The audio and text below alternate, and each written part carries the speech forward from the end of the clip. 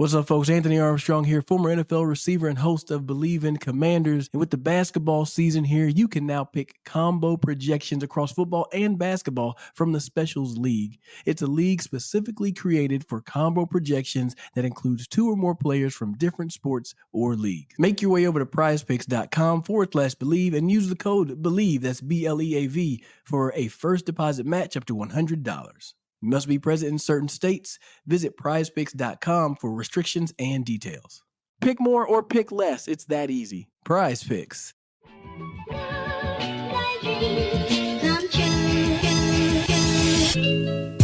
Thank you for tuning in to the JMU Sports News Podcast. Before we jump into the podcast, we have a quick word from our sponsor, BetOnline. BetOnline would like to wish you a happy new betting year as we continue to march to the playoffs and beyond. BetOnline remains the #1 spot for all the best sports wagering action for 2022.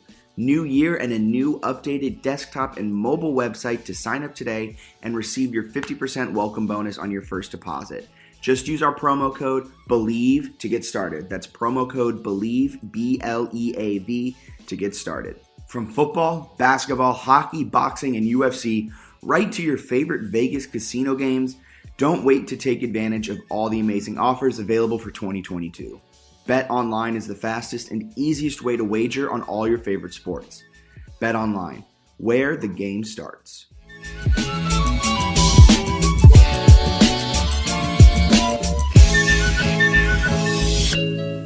Welcome into another edition of the JMU Sports News Podcast. I'm Bennett Conlin. I'm joined by Jack Fitzpatrick.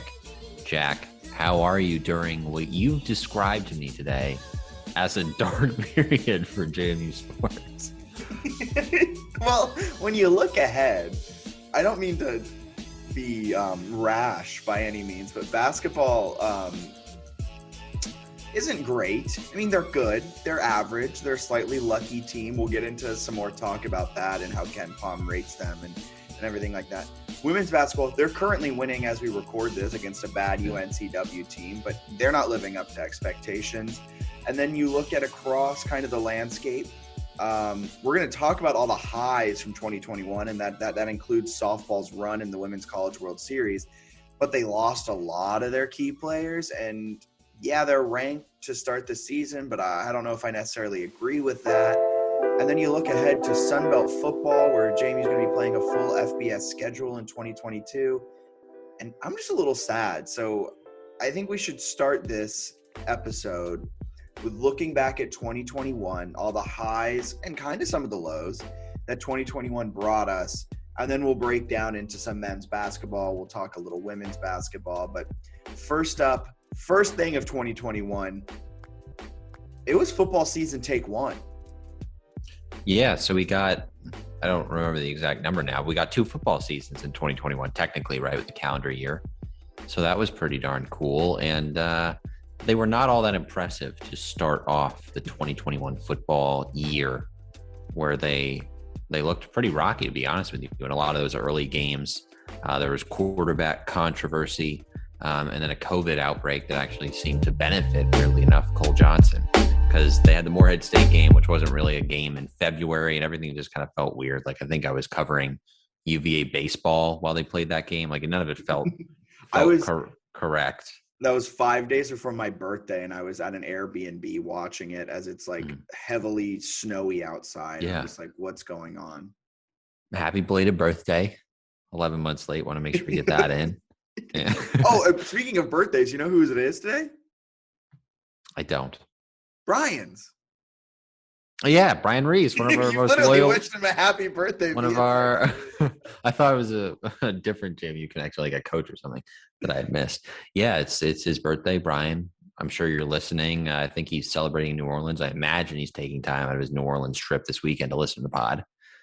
So assuming he is, happy birthday to him. Very cool. And yeah, but they opened with the Morehead State game, not much of a game. Then the Robert Morris game was actually kind of a scare. And we were like, guys, don't worry. Robert Morris is a really good football team. Turned out they weren't really a good football team. But they that's struggled. Probably our miss. I remember we were like, they're going to win the Big South or whatever they were in. I don't think they won a game that year. They only played like 3 or 4. But And then they played Elon. They almost lost the game. Gage Maloney comes in, leads a comeback, was going to be the starting quarterback. Then they had a COVID outbreak. Cole Johnson played well against William and Mary 3 weeks later.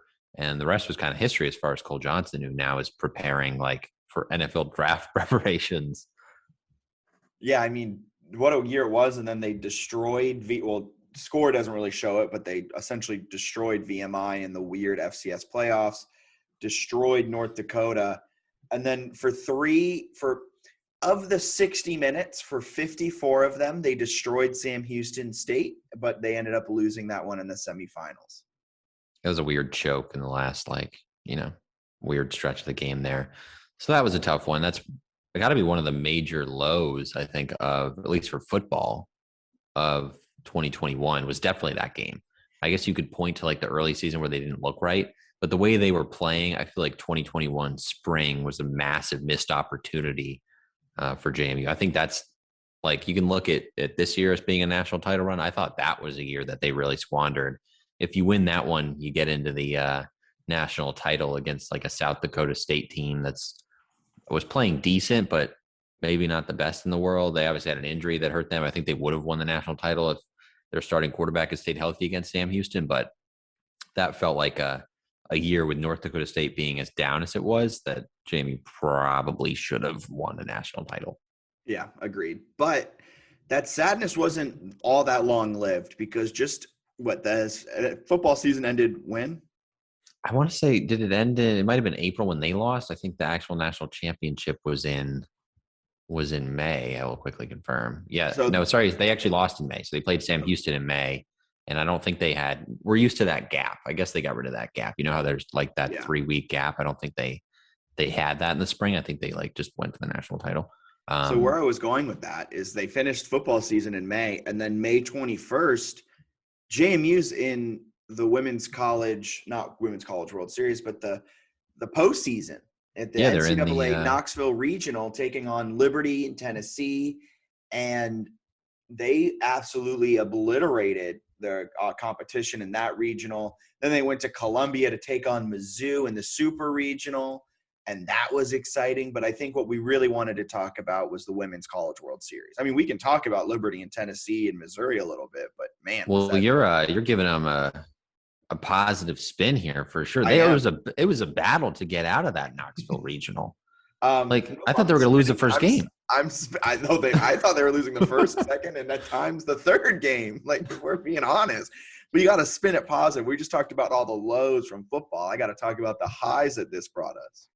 But it was unbelievable, like the battle through the Knoxville Regional. And I think fair to say when you're playing, every game was either a neutral site or on the road, and you go 3-0, 2 against Liberty, 1 against Tennessee to advance out of that regional. There is an element of like obliterating, right? Because they had the cards stacked against them. I think they were the 3 seed out of the 4 in that region, which was just a horrible judgment by the NCAA selection committee. Although they kind of got, I don't know if screwed is the right way to describe it, but because of COVID, their schedule, they really didn't play anybody, right? So they're going into that event without having played like quality teams. And they had a conference loss, which destroys your RPI. Exactly. So we knew how good they were, but the metrics didn't necessarily show that. And then the Missouri one was crazy because they battle out for that first win. They got smoked in the second game. Like that game was not. Second game, I remember I was texting some people and I was like, okay, it was a good season. Like I had completely written the team off after losing 7-1 in the second game of the Columbia Super Regional, excuse me. Yeah, then a huge rally to win the third game. They won that one 7-2. And they get into the Women's College World Series, which kind of felt like, from a fan perspective, like they did it. Like that's the goal. You just make it to Oklahoma City. It's the same with like college baseball. There's something to be said for like you make it to Omaha, like you've had a great season. And they played number 1 Oklahoma in the first game. And I thought they were going to get just murdered. Like I was thinking run rule, to be honest with you. I thought it had a chance to be very, very bad. And they won the game. They won the game in 8 innings, 4-3. Wasn't there I know I don't want to spoil what happens in Oklahoma State, but wasn't there a fantastic play in that game too, in the Oklahoma game? I don't remember what there was like in the field. I know the at-bats were pretty huge. So you had Jubas hit the 3-run homer, and you're going to be able to see her this year, but not in a JMU uniform, which pains me. We'll probably get to that later. But she hit a 3-run home run in the third, put them up 3-0, and then Oklahoma answered. So it was 3-3 after 3. No one else scores until the 8th when Kate Gordon hits what ends up being the game-winning home run. But for Odyssey to slow them down, I think we had looked at it and was like, that was their lowest scoring output of the season for Oklahoma was 3. They had beaten up, and I forget the exact one. They were beaten up on national teams. Like Oklahoma at one point during the season played. I think it was Puerto Rico. They did something. Well, I guess that wouldn't really be a national team, but they Maybe it was Mexico. they played some national team and like smoked them, and like they killed everyone they played, or at least for the most part, they scored a ton of runs. So if they did lose, it was typically like this high scoring thing. So for Odyssey to do what she did was really special. Yeah, and then what she did against Oklahoma State. So they come to the Women's College World Series, and you are just, as a fan, thankful that they got there. They finally get there. They break through the barrier. They make it to Oklahoma City, and then they take down the number 1 team in the country, and then they take on the number 5 team in the country, another Oklahoma team, Oklahoma State, and they win that one 2-1. Thanks to Odyssey Alexander's not pitching heroics, but her fielding heroics. And I mean, this play still, you see it on Twitter every few weeks, maybe because we post it every few weeks, but I feel like other people are also posting it. And it's absolutely an insane play where I think it was a bunt or a slap or something, a slow roller to the mound. Odyssey fields it, and instead of pushing it to the catcher because she knows it won't get there in time, she makes the diving lunge to get the out at home plate to secure the 2-1 win. Yeah, I mean, it was unbelievable what happened, right? So it's like, I think it was a bunt, but like you're saying, it's a little slow roller. Someone's at third and is running home for what would have been the tying run. I think bottom of the 7th, right? So it's like game on the line, everything there, or at least the 7th. She grabs the ball in the glove, lays out, and holds on to it through the contact to secure the out. I think her elbow was bleeding after, like when she did the post-game interview because of the dive and everything. It's probably, well, it's not probably, it is by far, I don't think it's all that close, the best like JMU athletic play that I've seen since covering. I think it's maybe the best like in the history of JMU sports, is at least up there. I would argue, not even argue, it is the best play, the best sporting event, sporting thing to happen in the calendar 2021 year. Yeah. And then to further that out, I think the moment, what happened, everything with it, that was the best play in JMU history. Yeah, it was. I don't think that's crazy to say. I don't think so either. That was crazy to watch. And then it changes that game because they do end up winning. Changes your perception where you're like, wait a second, like, could they win the national title? What, they only need one more game to win, right? At that point? If they won one more, they would have gotten into the final series. They would have gotten into the series that they needed. But they had to go through Oklahoma again. They ended up playing them twice and losing both. But again, I mean, the farthest the program's ever gone, unbelievable. Like Odyssey Alexander was the star. Like their final game, they lose, and she gets a standing ovation from not just JMU fans, but like literally everyone in the stadium, including Oklahoma fans who've seen clearly tremendous softball. I looked it up too. They played Team Mexico 3 times. They had a 2-1 win. The other 2 were like blowout wins over Team Mexico. So like for JMU to win, unbelievable, and just an incredible season, incredible year. And Odyssey Alexander, I think going in, I had said like nobody can really compete with Megan Good as like the GOAT of JMU softball. I mean, Odyssey's kind of got the case because of what she did in Oklahoma City, that she's the best ever play JMU softball. She's the best ever played JMU softball, and then she's the athlete of the year for JMU Sports. The JMU Sports News Athlete of the Year is Odyssey Alexander. And then moving on from softball, you go to the runner-up of the 2021 Athlete of the Year. Cole Johnson takes football, who's coming off of the heartbreaking loss to Sam Houston, the ups and downs, the QB controversy. Gage Maloney enters the transfer portal. He's no longer with the team. It's Billy Atkins backing up Cole Johnson. And then they go out and they run through the FCS for the most part. Well, not for the most part. They run through the FCS until they get to North Dakota State in the Fargo Dome. They're really good. Obviously had that blip against Villanova, but not, I don't know, not like I block that game out so much. Like I forget that it happens. Wow. Not a terrible loss by any means. It's one they definitely could have won, but they were really, really solid throughout the FCS season.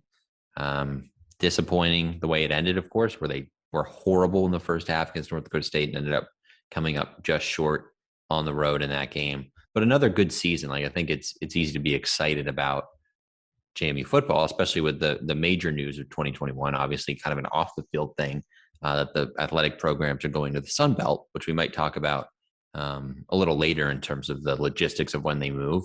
But that's also a key storyline, right? It's just the future seems brighter now that they're leaving a conference that I don't think anyone's excited about. Yeah. Unless maybe if you're Monmouth or Stony Brook or I even think Monmouth isn't excited about moving to CAA because now they had a secured playoff spot almost every year in the Big South, and now they're going to the CAA where they actually have to compete. Besides that, another big event, and then we'll get into some of the conference championships that JMU won, and it was quite a bit. The upset of UVA. I know it's a down year for UVA. It's an NIT team, if that. They're just not very good. But it was the first time JMU ever beat UVA in program history, and I think it was the first time they ever beat an ACC school in program history, at least or at least in like the last 20-something years. Yeah, heck of a win for the men's basketball team, and maybe amplified or definitely amplified by the fact that it was at home, right? The UVA was willing to travel to the 100% Atlantic. amplified, no doubt. Like that's why this game was so great. Exactly, the Atlantic Union Bank Center. We were there. Happy birthday, Brian. He was there.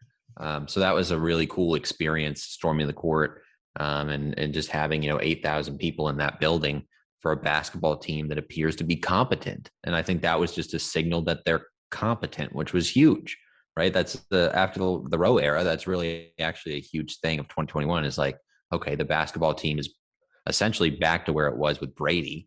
And now it has a chance to take another step, hopefully moving forward.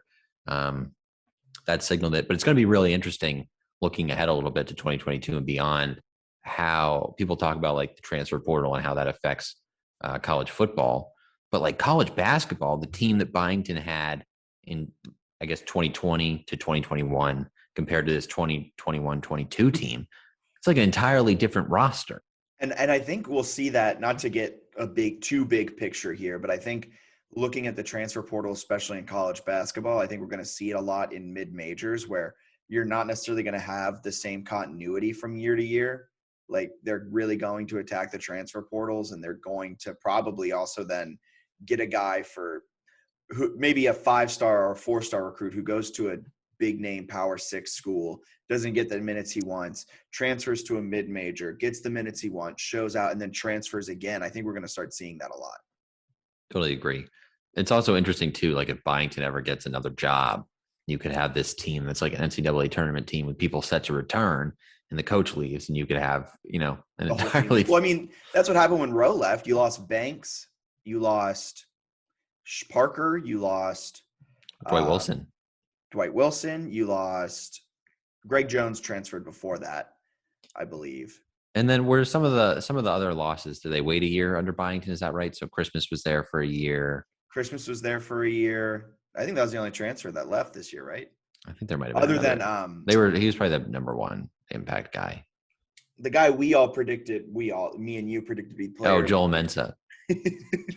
We nailed that one, bro. I don't know what happened to him. He's gone. We nailed that one for sure. And women's basketball, Kiki Jefferson, while they might be a little bit of a down year in 2021, 2022, Kiki Jefferson continues to be an absolute stud in the CAA. And it's just fun being like watching that line of succession go from Precious Hall to Kamaya to Kiki, and then even Jasmine Gwathmey before that, and Kirby Buckholder, and I mean all the greats that have come through JMU women's basketball. It's really nice to see that line continue to go, and Kiki is a straight baller. Yeah, and I think you actually talked to people can probably find that way in the archives. I think you talked to Kamaya on a podcast about that line of players. I did. Yeah, that's back in our archives on the podcast, but it's probably easier to find on our YouTube channel, JMU Sports News, because it's one of the only videos up there. But that was a great conversation. I was talking about the team last year and the trajectory and Coach O, what he's done with the program.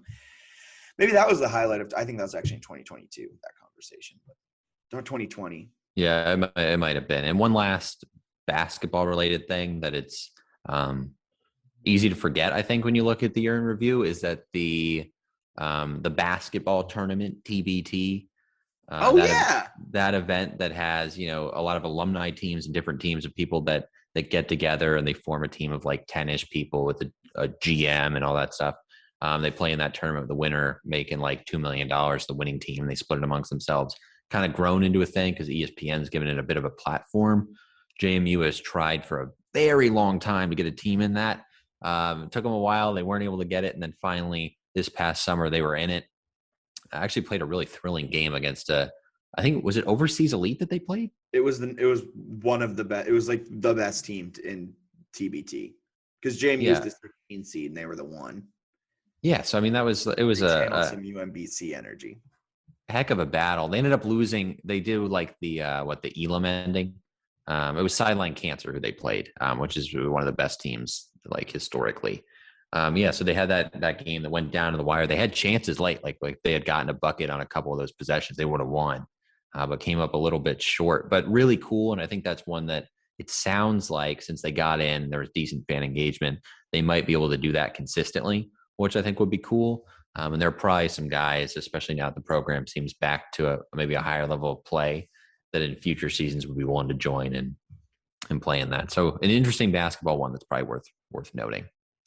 Great point. And that was another conversation, an interview you did that lives on our YouTube page. It does. You did it with, I can't pronounce his We last had name. Joe Kirkendall and then Dimitri Chabarkaba. Yeah, 2 last names that are very hard to pronounce. Yes. Chabarkaba played, and then Joe kind of handled some of those GM duties. He also has a job within the UVA athletic department, so we did it on the side. And then moving from basketball, I think we need to talk about all the conference championships won. Women's tennis won their 2nd straight or 3rd straight. I want to say they've 3-peated now, but there's so much winning at JMU that it could have been the swimming and dive might have 3-peated. I think they 4-peated. Okay. Well, there you go. You got a lot of consecutive wins. Let's see if I can find the exact winners here. Yeah, I was going to look it up, but since Coach Shelly Jordan, I probably just I'm going to stop trying to pronounce last names. We need to get Dom in here. Send him a quick text. We need to get Dom to pronounce all these names for us because I'm really bad at them. But Coach Shelly, I'm just going to say that I know how to say Shelly, has taken over the program. Thanks. Took over the program in 2018 and has just absolutely turned them into a powerhouse. They destroy the CAA now. They're the best, one of the best, if not the best, women's tennis programs in the CAA, and excited to see what their next steps are going to be with the Sun Belt move. Looks like they've won 2 of the last 3, if I'm looking at the correct thing, but I don't think they've won consecutive, but it had gone a long time for them. I don't know if they'd ever won one actually until they won the first one. Yeah, William and Mary had like destroyed the CAA for years. And then she came in and just absolutely. I should add they won in 2020, 2021. I should add a qualifier. They are consecutive champions because 2020 was the COVID year, so they didn't actually have a conference title. Okay, perfect. So we figured that out. We did. And then it is a 4-peat for swim and dive. You're right. Yeah, 4-peat for swim and dive just absolutely obliterates the competition every year. Just insane stuff. And I did a profile on the dive team back when I worked for JMU Athletics. Don't know where you could even find that. And that was like 2008. That was long ago. Great plug. But mainly I'm just saying I talked with a lot of the coaching staff during that, and they're built. I know built different gets thrown around a lot, and it's like kind of a joke now, but they're just so good. Yeah. As you can see, I really know what I'm talking about when it's swim and dive, and they put the best person on to write that article. Really didn't know. But yeah, they've won 2018, 19, 20, 21. And before the 4-peat, they hadn't won since 2012. And before 2012, they hadn't won since 2001. So they've come in, and the coaching staff has absolutely turned the program around, has turned them into CAA. And like I said, for tennis, excited to see their next steps in the Sun Belt. Or 100%. If it's the Sun Belt. 100%. We have a couple other ones, right? Lacrosse grabbed one. And then, of course, the women's golf team building a little bit of a juggernaut with some of those youngsters. They picked up their first conference title since 2012-13. So that was really impressive by them. And yeah, lacrosse, I feel like is kind of on the upswing again, where they won the national title. And then I don't want to say really dipped down because that's not entirely true, but they definitely seem like they're poised to get back into that, like, Final Four kind of conversation here in the next couple of years. 100%. Volleyball did some good stuff in 2021. I don't think they won a conference title though, but did good stuff. Baseball has chased water on the team, which I think is worth noting. That's going to be a 2022 high point if they can actually do. Number one prospect in the nation in college, the number one collegiate prospect, and they're not going to make the CAA tournament. I think they're going to win the whole thing. You are. You think that? I think they're going to Omaha. Really? And we'll be there. We'll be live on. If they go to Omaha, I will go and eat a sock on live stream if they make it to Omaha. Okay, clip that. Okay, I will gladly. You actually should. I want to see player reaction to you posting this. Clip it just at the whole team. If they make it to Omaha, I will. I don't know. I'd swim in Newman Lake and then get on a flight to Omaha and then eat a sock. I love that for you. Do we men's soccer too? I think they probably had NCAA tournament appearance in the spring. I think when they ended up doing that in the spring. I don't believe they won the title though. Yeah. Okay. This whole COVID thing, like that just sounds weird to say. 2021 is just so meshed in my mind with 2020. Well, actually, they did win the spring conference title. Thank you for checking on that. It was in PKs. They had a massive PK semifinal win and then a dramatic one in the finals. Name something more iconic: JMU men's soccer and PKs.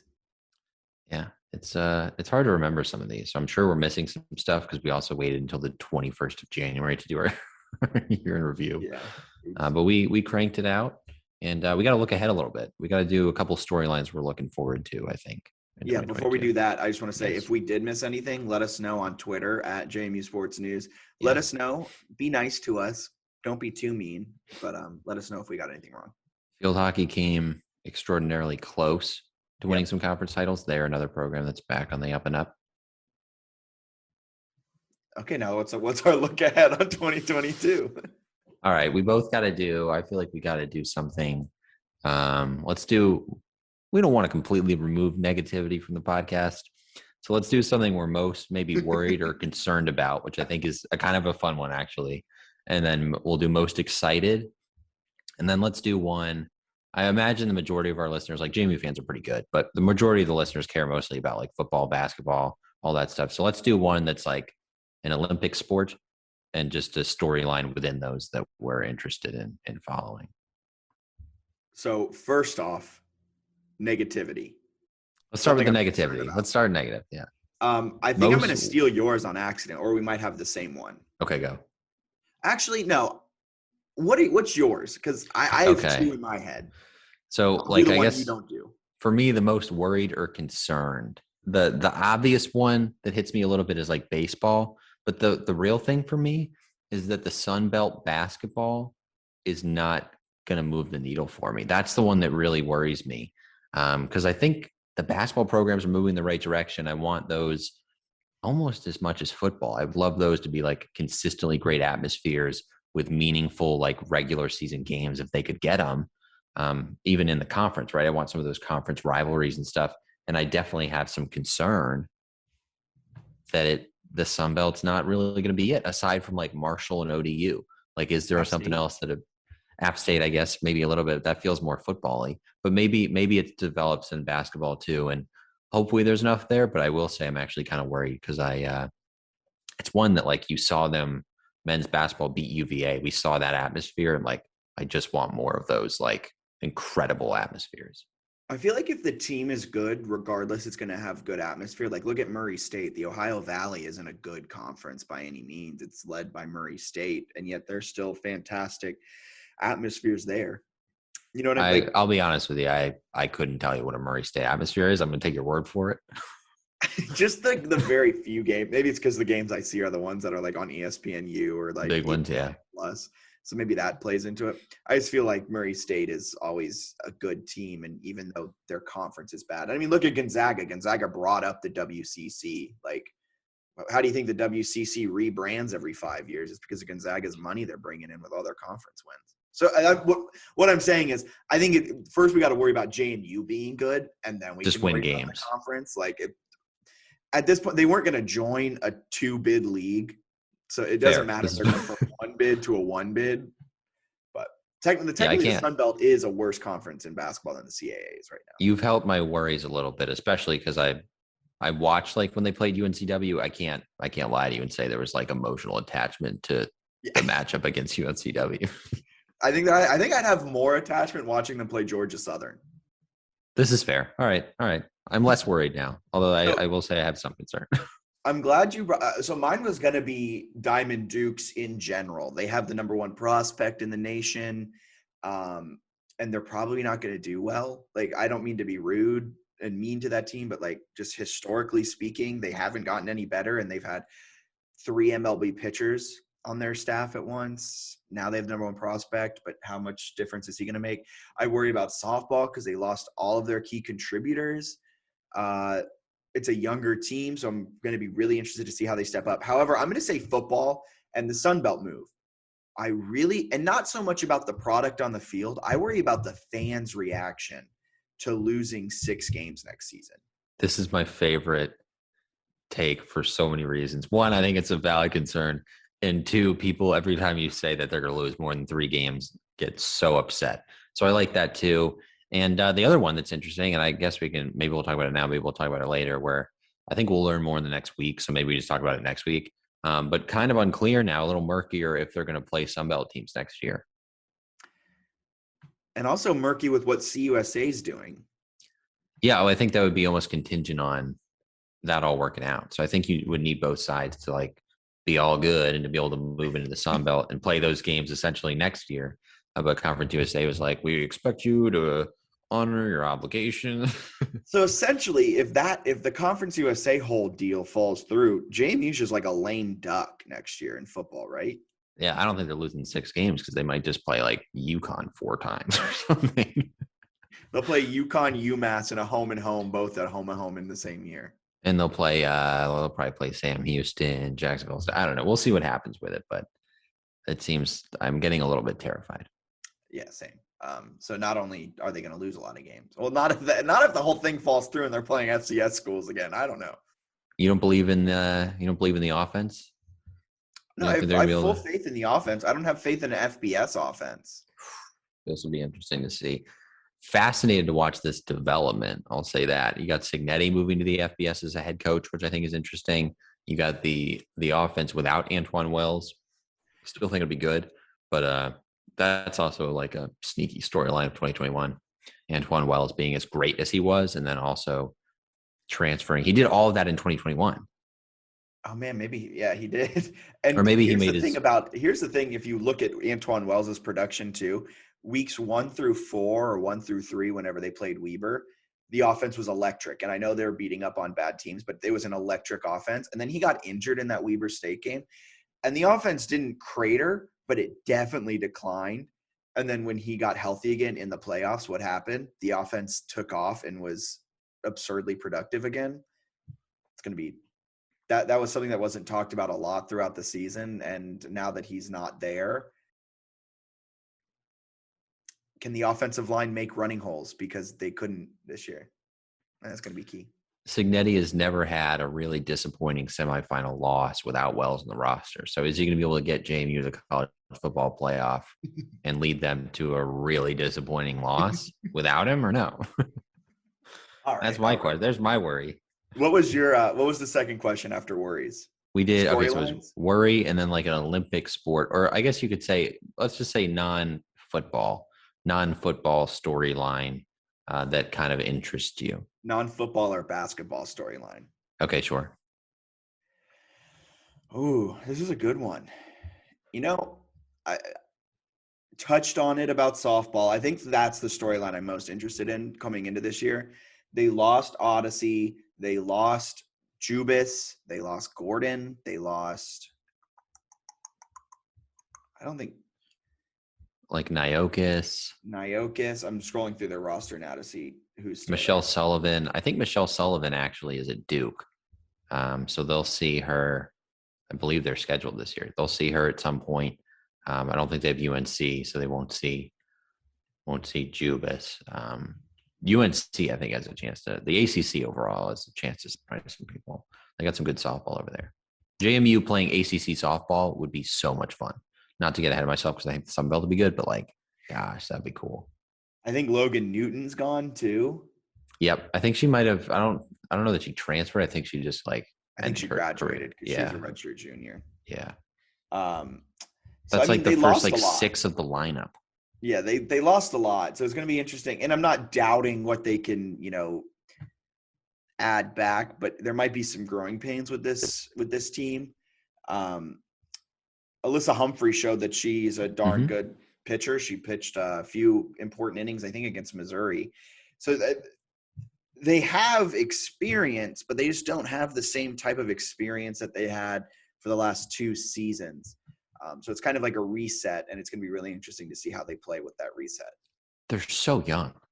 That's like when you roll through the roster, it's a bunch of JMU logos instead of faces because they're all freshmen. They haven't taken headshots. So it'll be interesting to see because you're right. They got a couple people that have like gone through it a little bit, but outside of a few people, they've got almost an entirely new team. And the dynamic I think is interesting with Lauren Laporte is like how do you get them to appreciate what the program has accomplished and like take that if they're involved in the team, like those learning experiences with also having that like hunger and realizing like, oh, this team hasn't accomplished anything technically. You know what I mean? Yeah. So that's a good one. What's yours? That's a really good one. I think mine to go on like the Olympic sport level. I'm interested to see baseball because like you got DeLauder, like you better have a very good year or they're going to make a coaching change. I don't think that's even like a surprise, right? That's like they've extended Eikenberry with like these little 1-year extensions. Yeah. And now you got Chase DeLauder, who's like considered the best player in college baseball. Can you get into your conference tournament? Like that seems like a bare minimum. They got to show something there. I think they're making a change. I think even if they make it and they bow out in the first round, I think they might need to make like the NCAA tournament, right? Yeah. Something like that. So we'll see what happens there. That's one I'm looking at. The other one is just some of these like Olympic sports that have had success historically. I wonder if they can get back into the conference winning circle. So a field hockey, can they get back in the NCAA tournament? A volleyball, could they get back? And then I also want to see the soccer program, see what they do. So I guess I think field hockey is the big one that I'm keeping an eye on just because I think they won a national title in the past with the same head coach they currently have.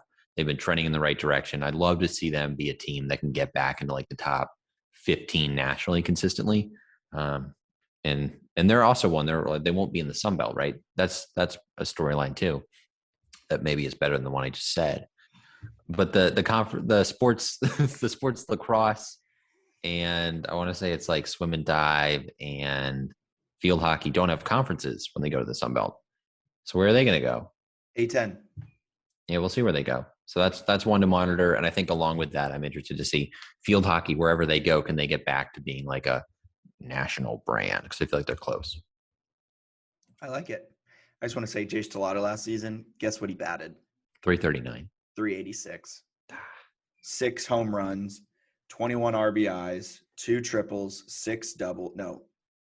2 triples, 12 doubles, 25 walks, 11 stolen bases, and he also pitched 7 in the third inning. I think at that point, though, like we need more out of him. Like he's not doing enough for JMU to make it to Omaha.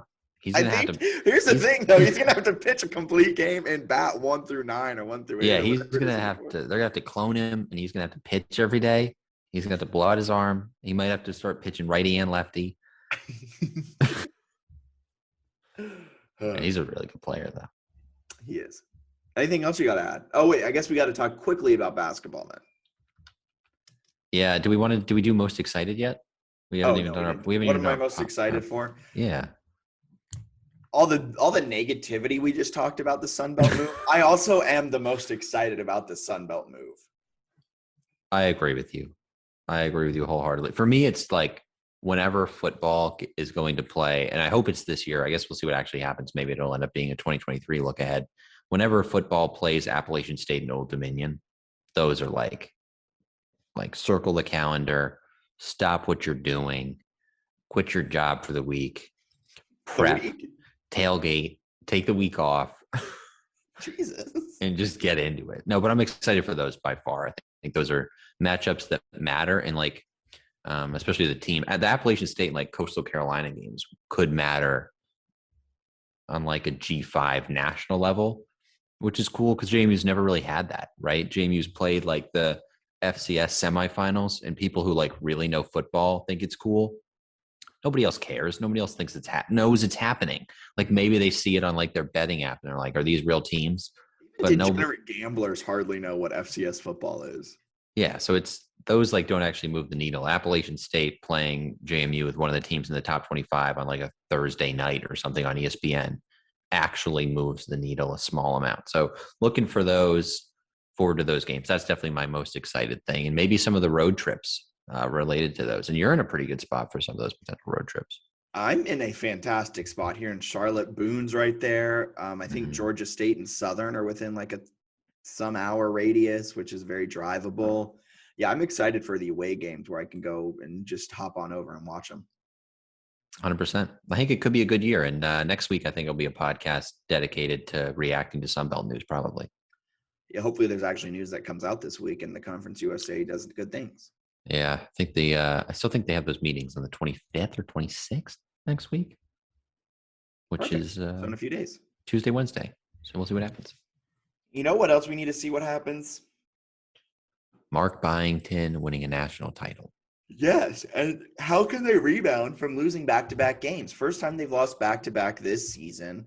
Second home loss of the season. Second home conference loss of the season. And this one was in heartbreaking fashion. JMU trailed by 1 at halftime. They build up a 12-point lead with like 7 minutes or so left. They have a 6-point lead with a minute and a half left.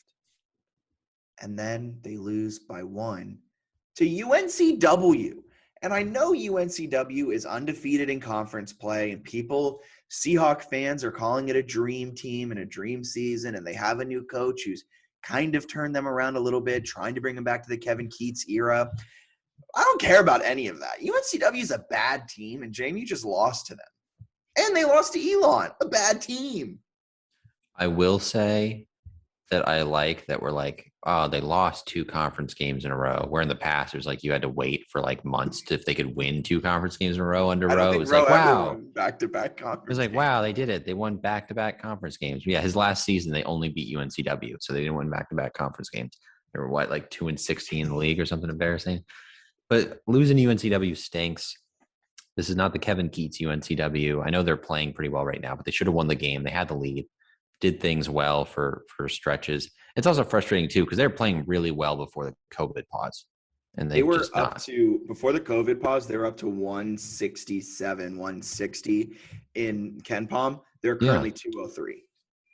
Yeah, I mean they faded pretty hard after that Elon loss, and then to lose at home against UNCW was tough, especially at the buzzer. That's not fun to watch. But coming into it, they had been the 4th luckiest team according to KenPom, which essentially means you're winning a lot of close games that like statistically like you should lose some of those when they're that close. And they have a bunch of games where they weren't that close, or at least a blowout loss. They don't have many blowout wins over D1 teams.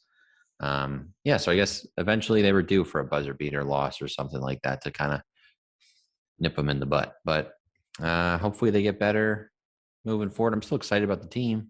But I feel good about my take last time where I said they're not that good. I do want to say, just to bring you back to earth on that take, you then texted immediately the next day. Just kidding. They're really good. That's probably when they I was the same day. We did it. Didn't we do it before they blew out Northeastern? Like the day. That was it. Yep. And then you're like, just kidding. They're good. They blew them out. And the last 3 games have been underwhelming. The William Mary game where they almost lost that because they started so slow. Then Elon smoked them. So they've got a long way to go, I think. And I think that was kind of the point I was making is like Byington has brought them back to competence, but we're so used to the last few years of how bad they were that we're thrilled. But they're still not actually like an elite basketball team or like a top tier mid-major. They've got a long way to go. Not even a top team in the CAA. Like looking at what they're not. the CAA has done this season. You have Towson, who's a top 100 KenPom team. They're 92. Towson's 5-1 in conference. UNCW is 4-0. Like I said, they're 10-5 overall. They're not a good team by any means. It's kind of, I don't want to say luck because good job. You got to 4-0 in conference, but they play Towson next, and let's see how they play Towson. But then Delaware is also a solid team, plus an adjusted efficiency, plus from Hofstra, plus by Drexel. The top of the CAA is pretty solid. And I mean, if Towson makes it in, or even if Hofstra makes it into the tournament, they might have a win in them. I agree with you. And the other thing that is like kind of sad is that Towson has Cam Holden, who is playing exceptionally well. He's averaging 14 points and almost 9 rebounds a game. He's shooting 35% from 3 and 48% from the floor. He gets some steals. He gets some assists. Where are you going with this? He literally told Shane Metlin that like JMU was his number one as like a transfer. And then his credits wouldn't transfer, right? I think it was something related to credits or whatever. So he ends up going to Towson, and he's a legitimate CA Player of the Year candidate. Like if they had added him to some of the guys on this roster, it would have been absolutely nuts. So that's disappointing, but maybe a good sign moving forward that I think some people are pretty excited to consider JMU. So I'm interested to see how the team develops over time and what happens moving forward. But it's taken the life out of me that this team and the women's team can't play in the conference tournament, because that would have drastically affected my excitement, right? And right now, instead of talking about like what we're talking about, you're talking about adjustments you can make and how you fix it moving forward and what's to come in the conference tournament. Can they make a run in the conference tournament? And instead, you were frozen there for a second. Yeah, I lost you. I'm probably just saying if the conference tournament was still on the table, our reactions right now would be vastly different. It's how do you improve? You still have time to get back to your pre-COVID pause form.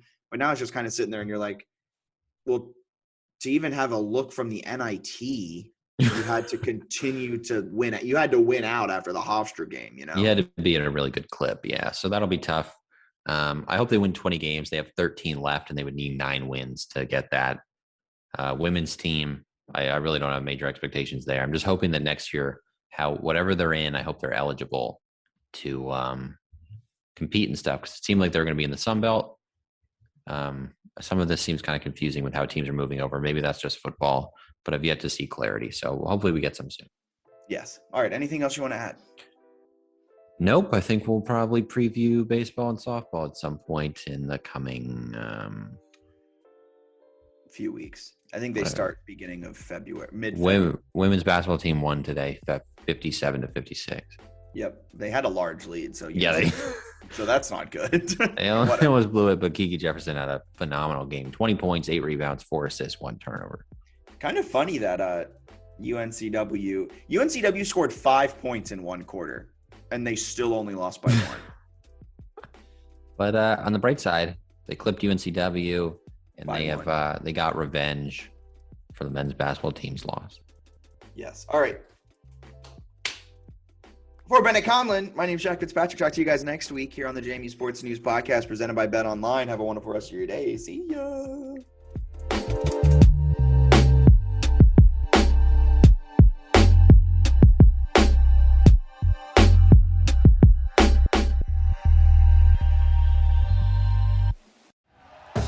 Thank you for listening to Believe. You can show support to your host by subscribing to the show and giving us a 5-star rating on your preferred platform. Check us out at Believe.com and search for BLEAV on YouTube.